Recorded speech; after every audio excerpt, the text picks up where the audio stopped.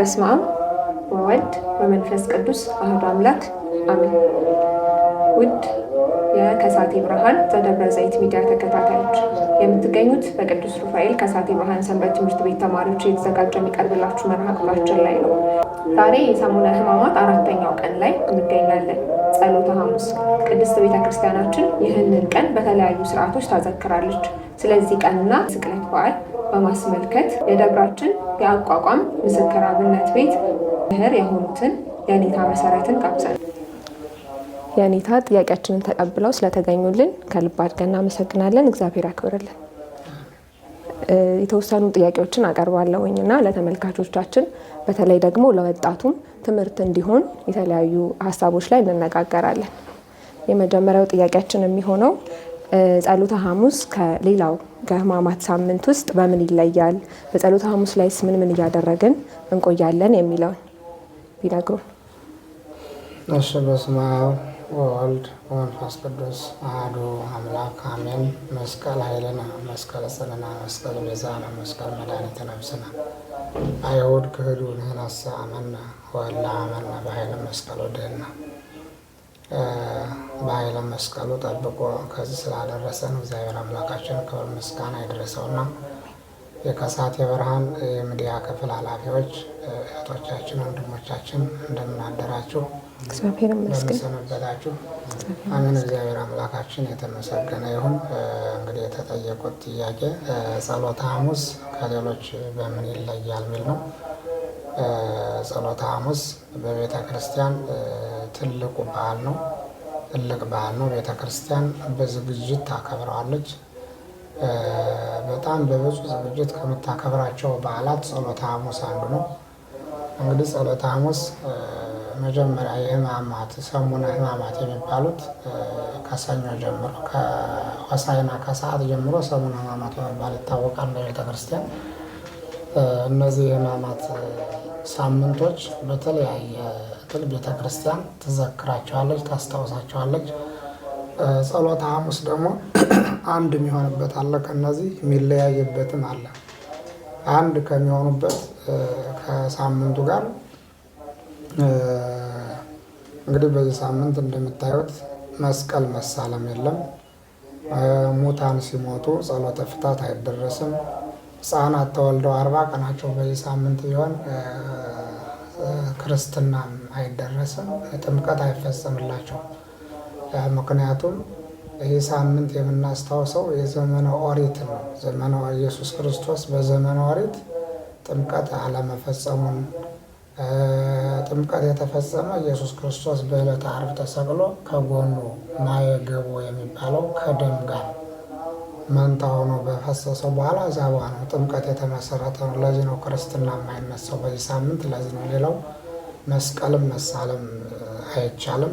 ይህ ደግሞ መስቀል መሳለም የተጀመረው ኢየሱስ ክርስቶስ በመስቀል ተሰቅሎ ደሙን ካፈሰሰ ስጋውን ከቆረሰ በኋላ መስቀል የድል አርማችን፣ መስቀል መድኃኒታችን፣ መስቀል ጽናታችን መሆኑ ከታወቀ በኋላ በየመንገዱም በካህናት በሚገኙበት ሁሉ መስቀል እንድንሳለም ተደርጓል። ከምን በኋላ? ኢየሱስ ክርስቶስ ከተሰቀለ በኋላ፣ ከመስቀሉ በኋላ፣ ከመሰቀሉ በኋላ ማለት ነው። ሌላው እንግዲህ ጸሎተ ፍታት አይደረስም። ጸሎተ ፍታት የማይደረስበትም እንደዚሁ ከዛ በፊት ጸሎተ ፍታት አይደረስም ነበር። ምክንያቱም ሙታን በዲያብሎስ ባርነት ተይዘው ሲሞቱ ወደ ምንድን ነው የሚሄዱት የነበር? ወደ ሲኦል ነበረ። አሁን ግን እዚያ ወዲህ ኢየሱስ ክርስቶስ ሰው ሆኖ ከማይሰራ ኃጢአት ከተፈታን በኋላ ጸሎተ ፍታት ይደረሳል። መጽሐፈ ግንዘት የሚባል አለ። ሰው ሲገነዝም ይጸለይለታል፣ ወደ መቃብር ሲወርድም ይጸለይለታል። ሁሉ በጸሎት ነው። ምክንያቱም ኢየሱስ ክርስቶስ ነው ይህን ያደረገው። መጀመሪያ ከትልቁ ከዚህ ሲወርድ ሲዋረድ ከአዳም ጀምሮ የመጣው ኃጢአት የውርስ ኃጢአት ነበር። ሁሉን ሰውን ያለ እመቤታችን በስተቀር ሰውን ሁሉ የያዘ ማለት ነው። ከዚህ ነፃ እመቤታችን ቅድስተ ቅዱሳን ድንግል ማርያም ናት።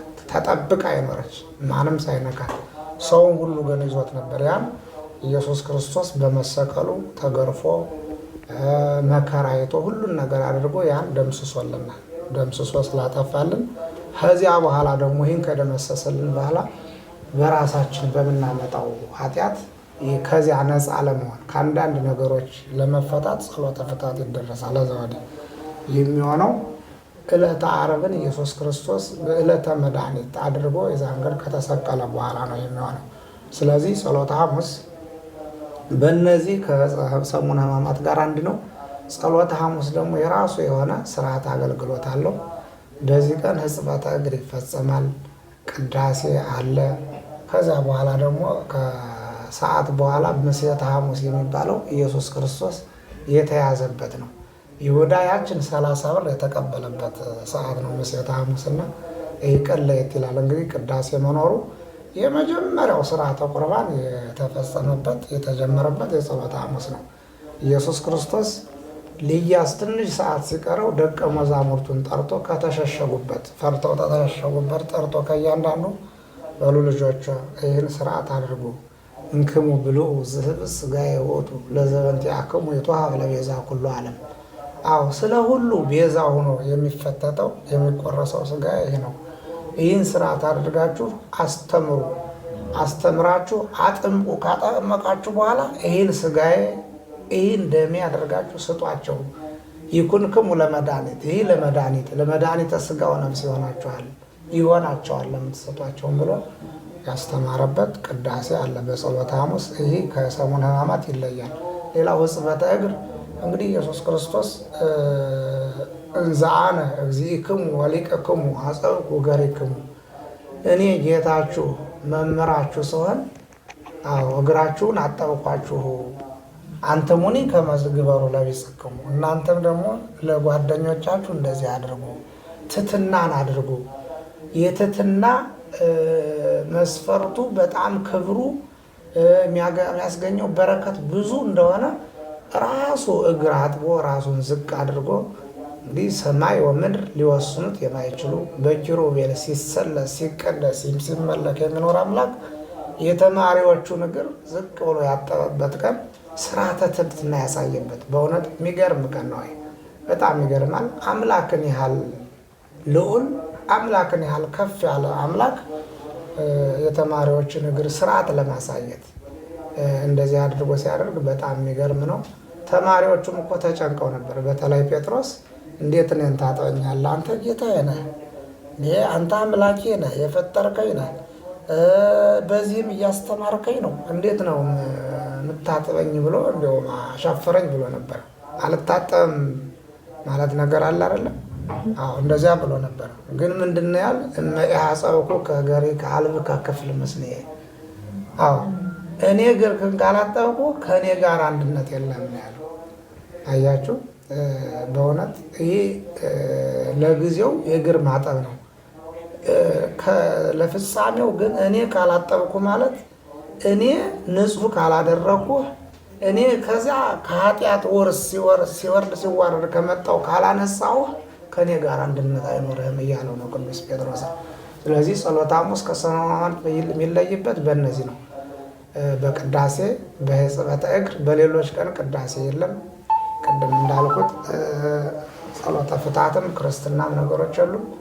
ቅዳሴ፣ ሕጽበተ እግር፣ እንደገና ምሴተ ሐሙስ እዚህ ከ11 ሰዓት በኋላ መጻሕፍቱ የሚናገሩት ይህ ሰሙነ ግብረ ሕማማት የሚባሉት መጻሕፍት ኢየሱስ ክርስቶስ ስለመያዙ ምሸት ምሴተ ሐሙስ ይሁዳ 30 ብር ተቀብሎ ያችን ሲመኛት የነበረችውን ፊትም ከአይሁድ ተቀብሎ ይሄ ነው ያዙት ብሎ ያሳዘበት ነው። ከምሴተ ሐሙስ በኋላ ይህን እናስባለን።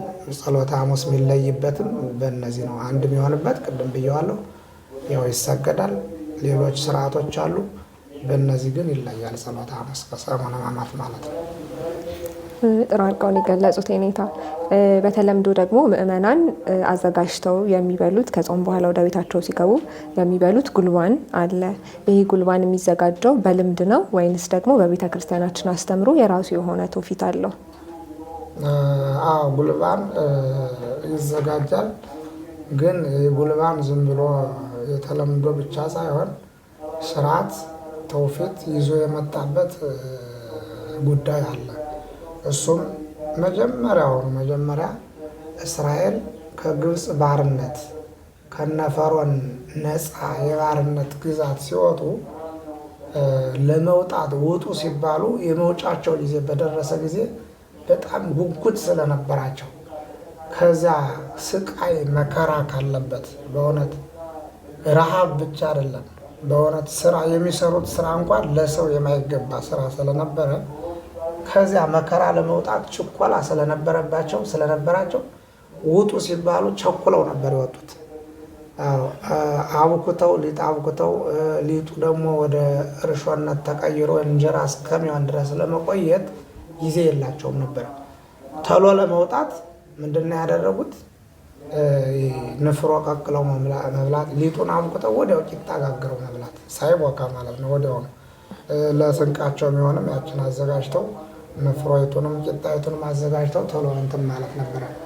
ያ ትውፊት እንደ ቤተ ክርስቲያናችን በተለይ በኢትዮጵያ ኦርቶዶክስ ተዋሕዶ ቤተ ክርስቲያን የጸሎተ ሐሙስ ጉልባን ይዘጋጃል፣ ቂጣም ይጋገራል። አይደለም ቂጣም አለ ይጋገራል። ቂጣው ያልቦካ ነው የሚጋገረው። እንዲያውም ሲዘጋጅ ጨው በዛ ይልበታል፣ ውሃ እንዲያስጠጣ ማለት ነው። ይህም ምሳሌው ኢየሱስ ክርስቶስ በ9 ሰዓት በመልዕልተ መስቀል ተሰቅሎ እያለ ጸማይኩ ብሎ ነበረ። ተጠማው ብሎ ከ7ቱ አጽርሐ መስቀል አንዱ ይሄ ነው፣ ተጠማሁ የሚለው ማለት ነው። እንግዲህ አፍላጋትን የሚያመነጭ ውሃን ከላይ የሚያወርድ ውሃን ፈጥሮ ለእኛ እርካታ እንዲሆን የሰጠ አምላክ በመልዕልተ መስቀል ለእናንተና እኔ ሲል ተሰቅሎ ጸማይኩ ብሏል። ይዛን ለማስታወስ የሚዘጋጀው ጉልባንና የሚዘጋጀው ቂጣ ጨው በዛ ይልበታል ይሉታል በእኛ እናቶቻችን ማለት ነው። ይህ ጸማይኩ የሚለውን ለማስታወስ ነው። እናቶቻችን የሚሰሩት ስራ ሁሉ እንዲሁም በበዓላት የሚሰሩት ስራ ዝም ብሎ አይደለም፣ ትውፊት አለው፣ ስርዓት አለው። የኢትዮጵያ ኦርቶዶክስ ተዋሕዶ ቤተክርስቲያን እናቶቻችን እንዲሁም በሰሜን በቆሎ ትምህርት ቤት እያለን በተለይ የዚህን ቀን በጉልባን የሚመጣው ቂጣ በአቆፋዳችን ሞልቶ ሰሞኑን አድርቀን ነበረ እንትን ምንለው። ጨውም በዛ ያለው ስለሆነ ከዛ ኮቸሮ ጋር ተደርቦ ጨው ስላለው ጨው አንጨምርበትም፣ ጨው የበዛ ነው።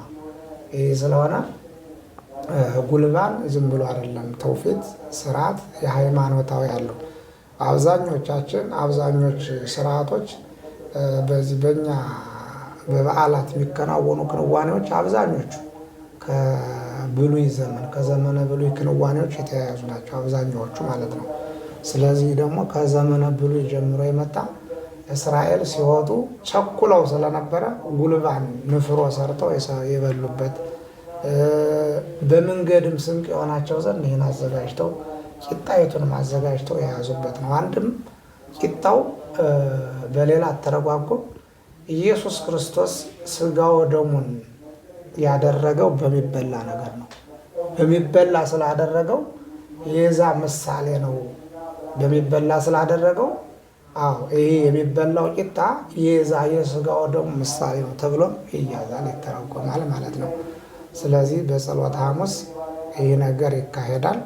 እስራኤል እንግዲህ እንደምታውቁት በጣም በብዙ ስቃይ በብዙ መከራ ብዙ ሲሰቃዩ ለብዙ ዘመን መከራ ሲያዩ የመከራውም በእውነት ሲናገሩት የሚሰቀጥጥ ራሔልን ምንድነው ያደረጓት? እንትን ጡብ ቤት ሲሰሩ ራሔል ነፍሰ ጡር ነበረች። ነፍሰ ጡር ሆና ጭቃ እየረገጡ እያለ እዚያው ላይ ወለደችና ልጁ ከጭቃው ላይ ሲወድቅ እዚያው አብረ እርገጠው ልጁን ቤቱን ያሳምረዋል ያጠብቀዋል ነበር ያሉ የፈርዖን አዛዦች ማለት ነው። ከዚህ ሁሉ መከራ ለመውጣት ቸኩለው ስለነበረ እንግዲህ ይሄ እስራኤል ሲመጣ ሲያያዝ የመጣው ነው። ዛሬ ደግሞ እኛ የምናደርገው ያን የባርነት የለብንም። እኛ ዛሬ ነፃ ወጥተናል። ይህን የምናደርገው ጉልባኑንም ቂጣውንም የምናደርገው ቂጣውን ቅድም እንዳልኳቸው አንድም ለስጋው ደሙ፣ ሌላው ደግሞ ኢየሱስ ክርስቶስ ከታሰርንበት ከማይሰራ ኃጢአት የፈታን ነፃ ያወጣን ስለሆነ እስራኤልን አስቀድሞ ከግብፅ ባርነት ነፃ ያወጣ እኛን ደግሞ ከዲያብሎስ በማይሰረ ሰይጣን ከማይሰራ ኃጢአት ነፃ ወጥተናል። ያን በማስታወስ ጉልባን እንሰራለን። ጉልባን ሰርተን አዘጋጅተን እናበላለን። አካባቢው ይሰጣል። እንዲሁም በዚህ አካባቢ በእኛ አካባቢ በሰሜን ጉልባን ከሰርቶ ከቤት አይገባም። በውጭ እንዳለ ያልቃል። የሚያልፈውም ይሰጣል፣ ለጎረቤት ይሰጣል፣ ለአቅመ ደካሞች ይሰጣል። በሙሉ ያዘጋጁትም ይሰጣጣሉ። ራሱ ያኛው ቤት ለዚህኛው፣ ይህኛው ቤት ለዚያኛው። ይህ ምሳሌ ነው፣ ራሱ ትርጉም አለው። ኢየሱስ ክርስቶስ አንድ አድርጎናል። ከዚህ በኋላ አንድ ነን፣ የእሱ ነን፣ ከእሱ ጋር አንድ አድርጎናል። በደሙ ፈሳሽነት፣ በስጋው ቆራሽነት፣ ስጋውን ቆርሶ ደሙን አፍስሶ አንድ አድርጎናል። አብረን እንበላለን። አብረን መብላት የእሱን ስጋው ደግሞ አብረን መብላታችን መቀበላችን ምሳሌ ነውና ይህን እናደርጋለን ብለው እናቶቻችን ጉልባን ያደርጋሉ፣ ቂጣ ያዘጋጃሉ፣ ይህን ያደርጋሉ ማለት ነው። ለዚህ ነው ጉልባን ዝም ብሎ አይደለም፣ ትውፊት ስርዓት ያለው ነው ማለት ፈልጋለሁ። የምትገኙት ከሳቴ ብርሃን ዘደብረ ዘይት ሚዲያ ላይ ነው። ጸሎተ ሐሙስን ተመልክቶ ምን አይነት አስተምህሮቶች አሉ የሚለውን አቋቋም ምስክር ጉባኤ ቤት ከሆኑት የኔታ መሰረት ጋር እያወራን እንገኛለን። እያስተማሩን እየመሰከሩልን ይገኛሉ። ኔታ ስለ ጸሎተ ሐሙስ እንግዲህ በደንብ ማብራሪያ ሰጥተውናል። በምን ይለያል፣ በምንድን ነው የተዘከረ የሚያልፈው የሚለውን ነገር ሰጥተውናል። አሁን ደግሞ በተስቅለት ወይም ደግሞ ዕለተ ዓርብ ላይ ምን እያደረገች ቤተክርስቲያን ቀኑን ታስታውሳለች በማለት እንጀምር ጥያቄያችንን። እሺ እንግዲህ ዕለተ ዓርብ ለየት ያለ ቀን ነው። ቤተ ክርስቲያኒቱ በጣም ለየት ያሉ በዓላቶች አሏት። 9 በዓላት። አንዱ ከ9ኙ ስቅለት ነው።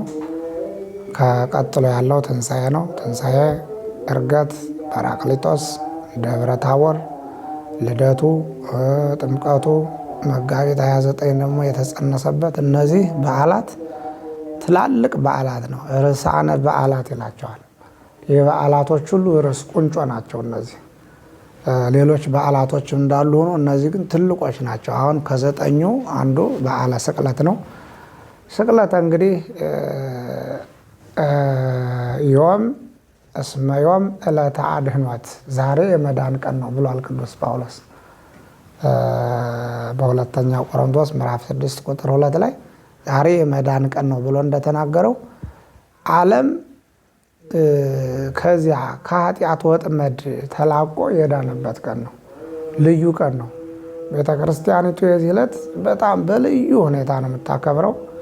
በስግደት በጸሎት ምዕመናኖቿን ሰብስባ ልክ ዶሮ ጫጩቶቿን ሰብስባ አቅፋ ቁጭ እንደምትለው ቤተ ክርስቲያን ደግሞ ልጆች ያሏቸውን ሁሉ ያለቻቸውን ሁሉ ሰባስባ ምዕመናንም ገቢያቸውን ሁሉ ሱቅ ያላቸው ዘግተው የንግድ ቦታ ያላቸው ንግድ ቦታውን ወይም አንድ ሰራተኛ ብቻ እንዲሰራ አድርገው ከቤተ ክርስቲያን ይገኛሉ። በዚህ ዕለት ከቤተ ክርስቲያን በዚህ ዕለት የማይገኝ የለም። በሙሉ በዝማሬ በጸሎት በልዩ ልዩ ዜማ ከዜማዎችም በአራራይ በግዕዝ በእዝል በተለያዩ ዜማዎች ታከብረዋለች ይህን ቀን ማለት ነው።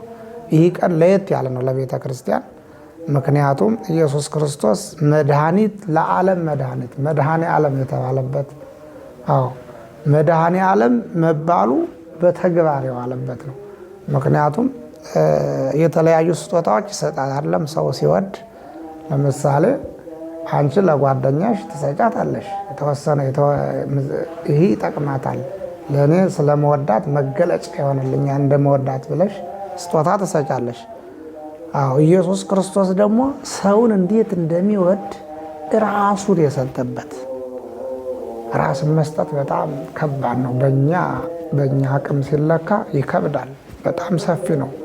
እሱ ግን ራሱን ለሞት አሳልፎ ለሞት መጠውኩ ዘባኔ ለቅስፈት ጀርባዬ ለግርፋት ወመልታይቴ ለጽፋት። ምንድን ያለው? ጉንጨን ለጥፊ ፊቴን ለጥፊ የሰጠሁበት ቀን ነው። በዚህ ዕለት ብዙ ስርዓት ተሰርቷል።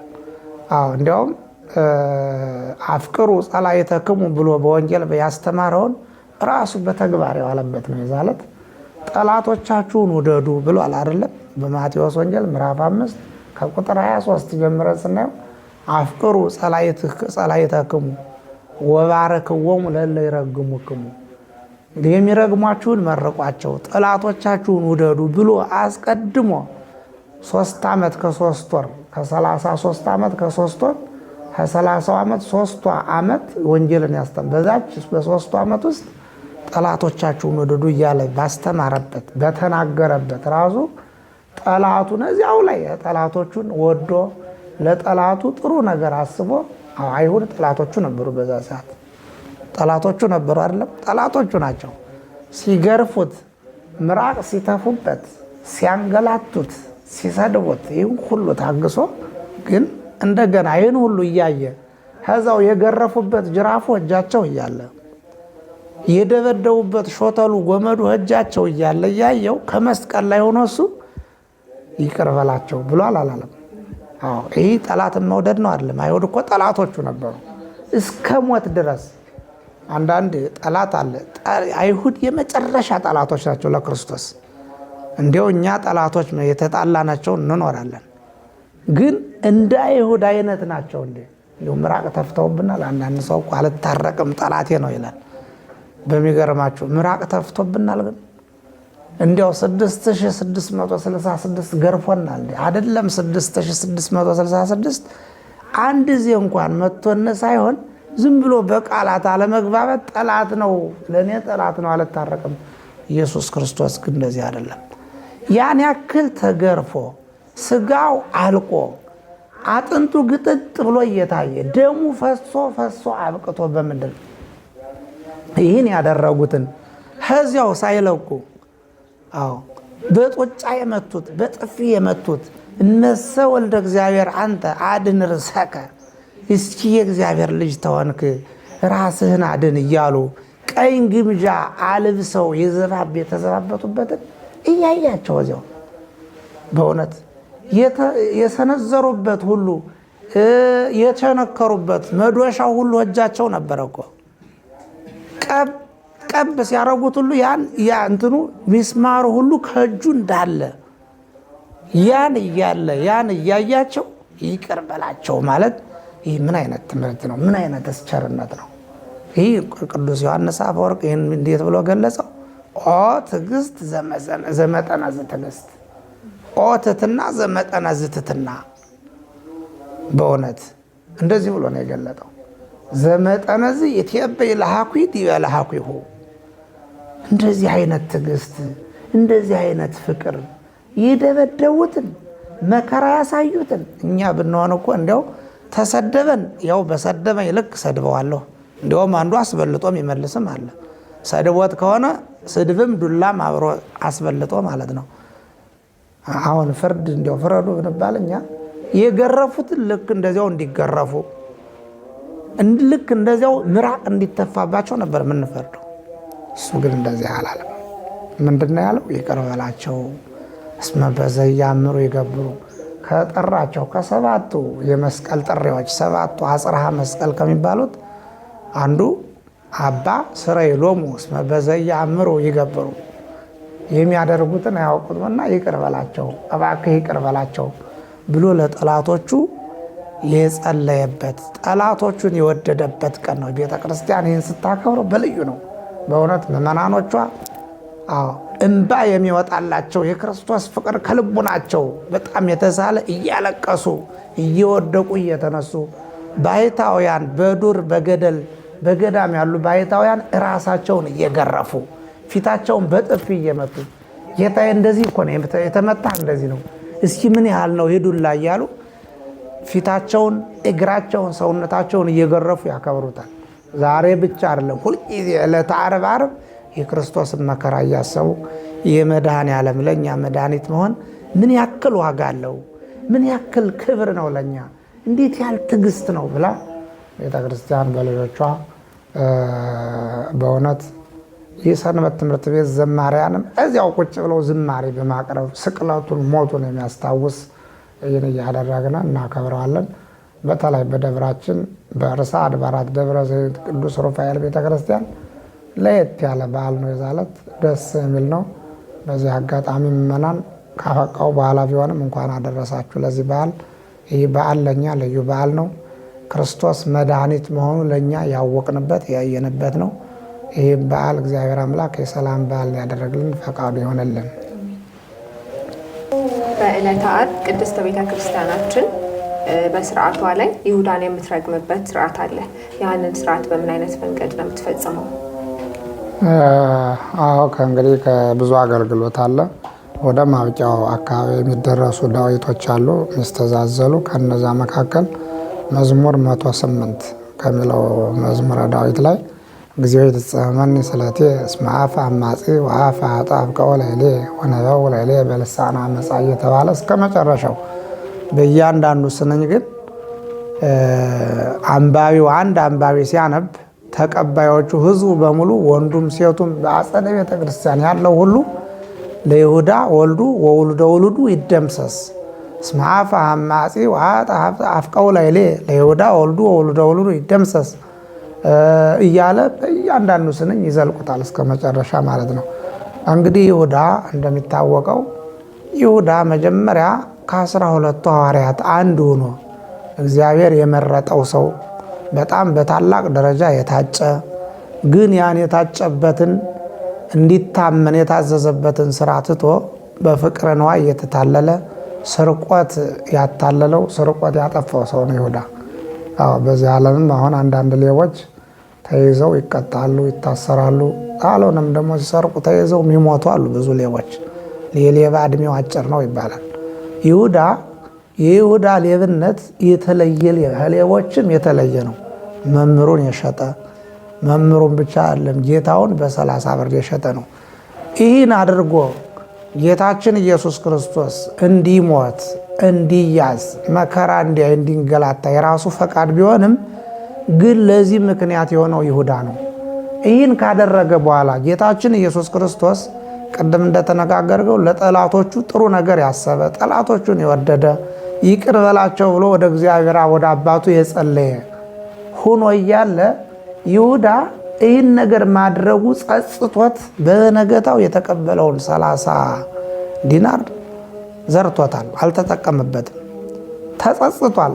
ሲያለቅስ ሲያዝን ነው የዋለው። ይህ ብቻ ሳይሆን ይህ ጭንቀት ያዘውና ከእንጨት ዶ ተንጠልጥሎ ሊሞት ሲል እንጨቲቱ ነስህ ይሁዳ በአምሳለ ሰብእ አፍ አውጥታ ማይናገረው እንጨት ይሁዳ ንስሐ ግባ ብላ ተናግረዋለች። ግን አሁንም ያን ነገር ሳይሰማ ይሁዳ ራሱን ማለት ነው ወደ ንስሐ ሳይመልስ ጸጸቱን የእግዚአብሔርን ጎዳወት ብሎ ሳይሆን የራሴን ትንቀረብኝ። አይሁድም ይህን 30 ብር ሰጥተውኝ ምንም ሳልጠቀምበት እንደዚህ ያደረኩ ብሎ በልዩ ጸጸት የንስሐ ጸጸት ሳይሆን ልዩ ጸጸት ነው የሱ የልዩ ጸጸት ነው የሱ ጸጸት። እንግዲህ ንስሐም ጸጸት ነው። ግን ይሁዳ ለምን አስገደልኩት ለምን አስያዝኩት ብሎ ሳይሆን እንግዲህ የተናቁ ሆናለሁ የተናቁ ነኝ፣ በሀገሬ ሁሉም ይነቃኛል፣ ሁሉ ክብሬን ዝቅ ያደርገዋል። ያን ጊዜ ከተመረጥኩበት ከሐዋርያትም አንድ አይደለሁም፣ ምን ይበጀኛል እዚህ በኋላ ብሎ ራሱን ሊያጠፋ ሲል እንጨቲቱ ዝቅ ብላ ሳይታነቅ እንዳይሞት አድርጋ ነበረ። ግን አልሰማም። መጨረሻም ላይ በዚሁ አሟሟት ራሱን ተጎድቶ ነው የሞተው ይሁዳ። እንግዲህ ይሁዳ ራሱን ወደ ንስሐ እንዲመልስ እንጨቲቱ ሳይቀር ብትነግረው ጌታችን ኢየሱስ ክርስቶስም ይቅር በላቸው ብሎ የጸለየ ያው ሁሉ ሳይገባው ቀርቶ ራሱ በኃጢአት ተዘፍቆ እንዳለ የሞተ ሰው ስለሆነ እንደዚህ አይነት የይሁዳን ስራ የሚሰራ እንግዲህ የሚለው አገልግሎቱ ለይሁዳ ወልዱ ወውሉደ ውሉዱ የይሁዳ ልጁ የምን ልጁ የግብር ልጁ በግብር እንደ ይሁዳ ሌባ የሆነ ቤተ ክርስቲያንንም ሆነ ሌሎችን ዓለማትን በስርቆት የሚያሸብር ብዙ መከራ የሚያደርስ ሌባ ወውሉደ ውሉዱ የልጅ ልጆቹ የይሁዳ የልጅ ልጆቹ ከታች ሲወርድ ሲዋረድ የሱ ልጆች የሱ አይነት የግብር ልጆች እያለ ነው። ይሁዳ አልወለደም፣ በትዳርም አልተወሰነም። ግን የሱ የግብር ልጆች ሆኑ ይጥፉ እያለ ቤተ ክርስቲያን ይጥፉ። እንዲሁ ቤተ ክርስቲያን ይጥፉ ብላ ባትጸልይም ስራቸውን ይተው ማለት ነው። በሌላ ተረጓጎም ስራቸውን ትተው ወደ እኔ ይመለሱ ይምጡ እያለች ነው። እና ይህ ነው የቤተ ክርስቲያኒቱ ጸሎት። ይህ ነው ይሁዳ ይረገማል ይዛለት። የሚረገመው ይሁዳ ሰውነቱ አይደለም። ሰው የተከበረ ነው። ሰው ክቡር ነው። በአርአያ ሥላሴ የተፈጠረ ነው። ስራው ግን ይረገማል። ስራው የሚያሳዝን ነው። ክርስቶስ ለዚያ ሁሉ መከራ አሳልፎ እንዲሰጥ ይህ ነው የሚያስተምረን። ይህ ነው እኛን ሰብስቦ ሁሉን ነገር የሚነግረን ይህ ነው ብሎ ጠቁሞ ያሳየ ስለሆነ ያ የሰራው ስራ ተንኮሉ፣ ክፋቱ ይረገማል ማለት ነው። በዚሁም ደግሞ በዕለተ ዓርብ የመጨረሻ ስርዓት ላይ በወይራ የምንጠበጠበው ነገር አለ አይደለም? መጠብጠብ ነው የሚባለው ቃሉ። መጠብጠብ ነው ስሙ። ይጠበጠባል እንግዲህ ያው እንደተቻለው ነው። እንግዲህ በወይራ ነው የሚጠበጠበው። ወይራ ከአሉት እጽዋት ዛፎች በጽናትም ማይበገር ብዙ ነገር የሚችል ወይራ ነው። ይህ የሆነበት በወይራ እንጠበጠባለን። በወይራ 1 2 3 4 ብሎ እስከ 40 ቢያንስ ዝቅተኛው 12 ነው። ከፍተኛው ደግሞ 100 ነው። መካከለኛው 41 ነው። በጣም የበረታ ወጣቶች እንደናንተ የሆነ 100 ቢሰግድ፣ ደግሞ ሸምገል ያለ ደግሞ ትንሽ እንደኛ ወደ መካከል እድሜ ያለ ብዙ ድካም ያለበት 41። ይሄ 41 ነው መካከለኛው። ዝቅ ሲል ደግሞ 12 ጊዜ የሚያደርጉ አሉ ለደካሞች። ይሄ የሚሆነው ወይራዎች እንትን ተዘጋጅተው ነው። ይሄ የሆነበት ምሳሌ ያለው ዝም ብሎ አይደለም። ወይራ ልክ ጽናት ያለው ማይበገር እንጨት ነው። ኢየሱስ ክርስቶስ የተገረፈበት ጅራፍ ደግሞ የብረት ጅራፍ ነበረ። ከእጽዋት የተዘጋጀም አልነበረም። ትልቁ በጣም በዚህ ሰዓት ይቆረጣል፣ ይህ በዚህ ሰዓት እንትን ይላል፣ ይበላሻል የማይባል ጅራፍ፣ በጣም ጽናት ያለው የሚገርፉትም ተመርጠው በጣም ጉልበታሞች የሆኑ የዚያን ጅራፍ እንትን የሚችሉ ማለት ነው። እንግዲህ በዛን ጊዜ ያ የሚገረፍበት በጣም ትልቅ የሆነ ወንጀለኛ ነው። ወንጀሉ በጣም ዓለም ያወቀው፣ በጣም ዓለምን ያስጨነቀ፣ በእስራኤል ሕግ በሮም ሕግ እንደዚያ ነበር ያን ጊዜ። ክርስቶስ ያ ሲገረፍ በእነሱ አባባል ወንጀለኛ ነው። ሎቱ ስብሐት። ወንጀለኛ ነው። ራሱን ከእግዚአብሔር ጋር ያስተካክላል፣ ሰንበትን ይሽራል፣ ድውያንን በሰንበት ፈውሷል። ይህ ሕጋችን ሁሉ የሻረ ነው፣ በዚህ እንገርፈዋለን ብለው ልክ ጨዋታ አለ፣ የገበጣ ጨዋታ የሚባል ያን እየተጫወቱ ልክ ጲላጦስ የፈረደው 41 እንዲገረፍ ነበረ፣ 41 ብቻ። እነሱ ግን ያኛው ገርፎ ሲሰለቸው ስንት ነው ቆጠራችሁን ሲል አይ አልቆጠርንም፣ በልተነስ ጀምር ደግሞ አንተ እያሉ አውቀው እንደዚህ እያደረጉ በመለኮቱ ኃይል ችሎት እንጂ እንደ ሰውኛው እንዴት ይቻላል አድርገው 6666 የተገረፈበትን የምናስታውስበት ነው። ይህ ነገር በጣም ጠለቅ አድርገን ብናየው ትልቅ ምስጢር ያለው ነው። እኛ እንዲህ ብለን ዝቅ ብለን ከአባቶቻችን እንገረፋለን። ኢየሱስ ክርስቶስ ዝቅ ብሎ እንደዚህ አስጎንብሰው ነበር የገረፉት። ቸርነቱ ለሁላችን ይድረሰንና እንደዚህ ይለዋል እኮ ከሊቶስጥራ ወደ ቀራንዮ ሲያመጡት በገመድ እየጎተቱ ኦላይም ዘኢይትኄየል በቀርኑ ይለዋል። ለለይ ስህብዎ ሲስቡት በቀንዱ የማይዋጋ ላም ብሎ አባ ሕርያቆስ ገልጾታል። በቀንዱ ያለው ስልጣኑን ነው። በስልጣኑ በገመድ እየጎተቱት እያንገላቱት ሲወድቅ በፊቱ በኋላው እንጂ ያሉ ስበው ያነሱታል። እንደገና ወደ ኋላው ሲወድቅ በፊቱ ያለ ተነስ ደግሞ አንተ እንዴት አደርጋለህ እያሉ ስበው በዚህ እንደዚህ በሚያደርጉት ላይ በቀንዱ ያ ላም ሲስቡት እንደማይዋጋው አንዳንድ ላም ይዋጋል፣ ያው ይታገላል ያቅሙን። ሊያርዱት ሲወርዱ በሬው ላሙ በቀንዱ ይታገላል ያለውን ያቅሙን። ኢየሱስ ክርስቶስ ግን ቀንዱ ያለው ስልጣኑን ሲሆን እሱ በስልጣኑ ምንም ላድርጋቸው ላንገላታቸው እንዲያውም ያላለ ከመላእክት አንዱ ቅዱስ ገብርኤል ተቆጦ ሰይፉን መዞ ሊሰደው ሲል አይሁድን ሊያጠፋ ሲል ተው ብሎ ሰይፉ እዚያው እጁ እንዲያርፍ።